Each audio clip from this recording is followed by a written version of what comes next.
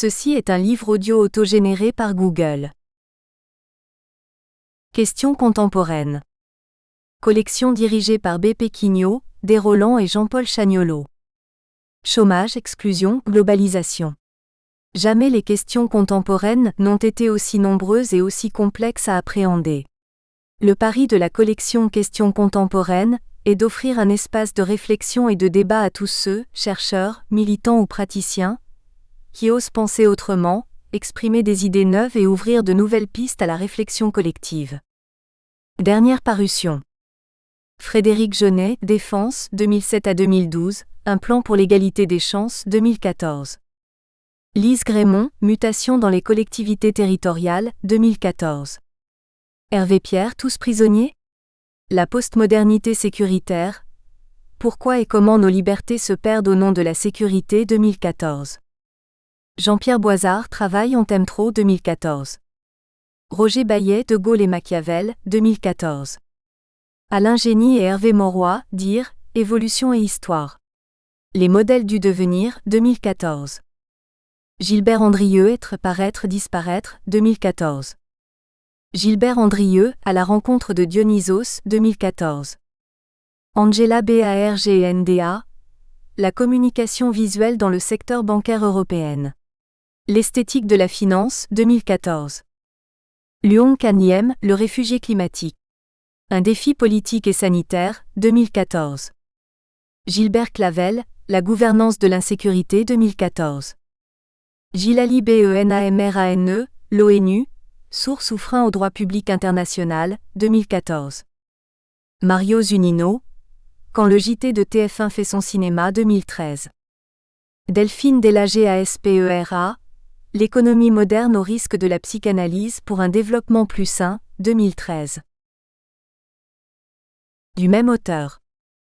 Les études qualitatives, édition d'Organisation Erol, 1999, un ouvrage récompensé par l'Académie des sciences économiques. Directeur de la rédaction et auteur principal d'un ouvrage collectif pour Syntec Emo, Études marketing et opinion, fiabilité des méthodes et bonnes pratiques, Duno 2007. Préface. Jean-Paul Delevoye, président du CESE. Qui ne connaît pas l'auteur de l'ouvrage qui suit ces quelques lignes, sera sûrement surpris par la liberté de son propos, et le détachement envers tout dogme ou toute vérité présupposée qui invoquerait la passé comme argument sans supporter l'implacable confrontation aux faits. Qui connaît Françoise Frisch ne pourra cependant s'étonner de retrouver dans ce livre une analyse clairvoyante de notre société, et non le duplicata éculé de théories anciennes, un questionnement continu qui préfère l'inconfort des questions au confort des réponses, les convictions aux certitudes, le doute éclairé aux idéologies aveugles. Elle pointe sans ménagement les impasses actuelles, non pas avec le souci d'accuser les uns ou les autres mais de rappeler notre responsabilité collective dans l'inertie de notre système face à une société qui bouge à toute vitesse, et face aux générations futures à qui nous laissons un monde avec peut-être moins d'argent, moins de ressources mais surtout avec moins d'espérance. Cet ouvrage porte le deuil d'un monde qui disparaît et peine à emporter avec lui les mythes anciens et recettes d'antan. Il délivre surtout un message d'un formidable optimisme à l'égard de ce monde qui éclot et invite chacune et chacun à y prendre sa place et jouer son rôle. Françoise Frisch nous invite à revoir notre rapport à l'emploi, au travail et à l'activité, ne s'interdit aucune remise en cause et aucun débat mais défend fermement, quoique sans jamais l'écrire explicitement, un invariant, l'esprit d'entreprise, c'est-à-dire cette confiance absolue en l'intelligence collective des hommes et des femmes lorsqu'ils sont portés par l'enthousiasme du futur et l'envie de construire l'avenir. Dédicace. Pour Marin, Jeanne, Bronwyn, Axel, Cola, Alma, Madeleine, pour tous ceux qui comme eux n'ont pas encore 25 ans et vivront dans le monde que nous construisons aujourd'hui. Introduction. 5e puissance mondiale admirablement située au cœur de l'Europe dans le contexte d'une économie planétaire en croissance, la France traverse une crise paradoxale. Sa gestion des ressources l'entraîne dans un cycle de développement des inégalités et de la pauvreté, tout en faisant obstacle à l'intégration des nouvelles générations dans la vie économique. L'analyse qui suit se limite à l'examen du travail tel qu'il s'organise en France, et à la recherche de solutions permettant de lutter contre ce drame national qu'est le chômage. Un drame qui nous mine chaque année un peu plus depuis 40 ans. Certes, l'amélioration de la situation française repose sur des initiatives politiques que de nombreux macroéconomistes examinent avec compétence et talent. La réduction drastique des dépenses de l'État suffirait-elle à nous tirer d'affaire ? La dérégulation financière constitue-t-elle le principal obstacle au redéploiement de nos économies ? La fraude fiscale des individus, mais surtout celle, dite optimisation des grandes entreprises, constitue-t-elle l'explication principale de notre déficit ? Comment faire en sorte que nos entreprises majeures globalisées se développent d'une manière profitable à notre économie locale, celle dont les Français vivent tous les jours ? Faut-il plaider en faveur d'une dévaluation de l'euro afin d'entraîner une croissance européenne porteuse d'emplois, tout en raflant au passage les économies de notre population vieillissante ? L'exploitation du gaz de schiste français peut-elle nous sortir du marasme ? Et tant d'autres questions et hypothèses. L'angle d'approche adopté dans ce livre est tout à fait différent, il est microéconomique. Côte à côte, nous allons mener tranquillement l'observation anthropologique d'un phénomène trop négligé. La circulation conjointe du travail et de l'argent s'est figée en France plus encore que dans la plupart des autres pays. Côte à côte, nous allons chercher des solutions. La libération du travail est un levier capable de favoriser la renaissance de cet élan populaire qui forge la prospérité d'un pays. Libérons le travail, et notre peuple retrouvera son énergie. Le reste suivra. Chapitre 1. Panorama des nouveaux métiers. En route pour une chasse au trésor. Le chômage est un dragon de papier. Nous pouvons déjouer les pièges des apparences. Vous êtes invité à une chasse au trésor. Il s'agit de dénicher les ressources qui donneront à chaque Français l'occasion de gagner sa vie en se rendant utile et d'être fier de son destin. Autrefois, un jeune garçon avait les moyens d'imaginer son avenir professionnel. Être vigneron comme son père ? Peut-être s'il était l'aîné. À défaut, il pouvait envisager d'entrer en apprentissage en tant que maréchal ferrant, devenir gendarme ou encore chercher un emploi en ville, dans un grand magasin ou dans une usine. Bon élève, il pouvait entrer à l'école normale et devenir instituteur. Dans un autre milieu, il aurait envisagé de faire sa médecine comme son père ou encore de s'orienter comme son oncle, vers une carrière d'avocat. Dès l'adolescence, un jeune garçon avait les moyens d'orienter ses projets professionnels face à un avenir jalonné par des repères stables et bien identifiés. Quant aux filles, ce n'est qu'à partir du XXe siècle qu'elles ont peu à peu, très lentement, conquis le droit d'en faire autant. Mais pas pour longtemps. Car dès la fin de ce même XXe siècle, la circulation du travail et de l'argent s'est compliquée jusqu'à se bloquer. Disparition des cartes permettant à un jeune de mener sa barque. Les professeurs ne savent plus transmettre les clés de la vie professionnelle. Les repères ont disparu à tel point que lorsqu'on questionne un adolescent sur ses projets, il ne sait que répondre. Pire, face à cet avenir obscur et désolé, le seul discours abondant porte sur le chômage. Nos jeunes se découragent, ils ne rêvent plus de conquête. Ils se détournent de cette effervescence particulière qui marquait autrefois le démarrage dans la vie. Nos jeunes eux-mêmes ont baissé les bras. Pourtant, la France est riche d'un foisonnement de nouveaux métiers. Ce premier chapitre a pour mission de donner aux jeunes Français et à leurs parents un aperçu rudimentaire des projets professionnels que recèle notre économie. Un aperçu certes trop bref. Il attend les blogueurs qui viendront l'enrichir et le préciser, le transformer en cartographie du monde économique. Un grand pays comme le nôtre peut se relever en quelques courtes années, si nous apportons tous notre contribution. Les plus âgés d'entre nous se rappellent encore l'après-guerre de 40, en France ou au Royaume-Uni, 2 champs de ruines, 2 peuples qui ont retroussé leurs manches. De la ville au champ, l'énergie était palpable et quelques années plus tard, la prospérité était revenue. Avant tout, de la méthode.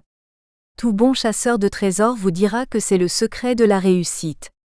Commençons par faire la liste des trésors que nous connaissons et de ceux dont nous soupçonnons l'existence, tout en gardant à l'esprit notre objectif principal.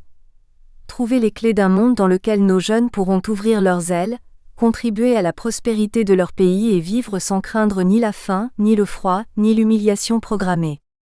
Renouons avec une société humaine dont on aura éradiqué cette malédiction qui dévore les enfants de nos villes et de nos villages, le chômage. Voici la description de 12 gisements très différents au sein desquels il est possible de trouver les trésors que nous cherchons, 12 mines inégalement prometteuses. Premier gisement. En France, ce n'est pas le travail qui manque, c'est l'emploi. Voilà ce que nous comprenons instinctivement, chers compatriotes.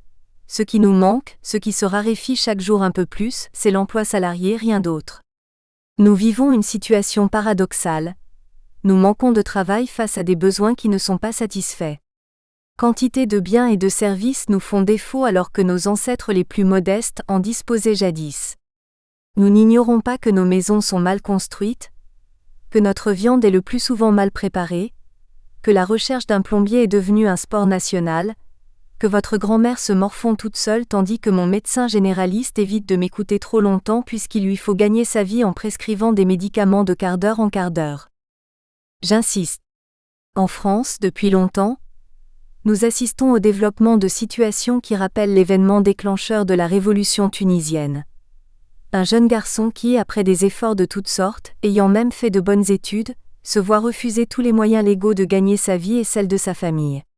Il finit par s'immoler, embrasant la rive sud de la Méditerranée.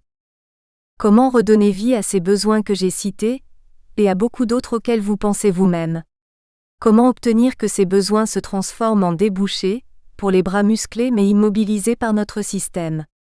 Nos jeunes chômeurs, ces enfants que nous ne réussissons plus à pousser hors du nid afin qu'ils tracent leur propre route, ils ont des compétences dont le pays a besoin, vous n'en doutez pas plus que moi. Comment faire en sorte que l'énergie des uns rencontre à nouveau les besoins des autres? Comment capter le flux des attentes de nos contemporains, en France ou dans le monde? Ce premier gisement, c'est notre projet de recherche, chers lecteurs. Tous ensemble, cherchons des idées afin de contribuer à la lutte contre ce drame absurde qu'est le chômage. Nous avons bien noté que cette démarche, à elle seule, mérite notre attention. Précise, modeste, déterminée. Deuxième gisement, les solutions volontaristes en faveur de l'emploi salarié. N'hésitons pas à consigner dans notre liste ce qu'on peut lire un peu partout, ce dont nous entendons régulièrement parler. Les mesures gouvernementales qui sont prises ou suggérées par les partenaires sociaux en faveur de l'emploi salarié.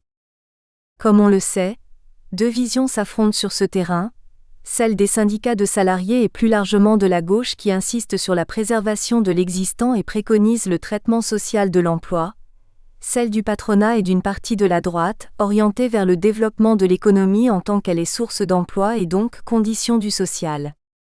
Traitement social de l'emploi, on a tout essayé.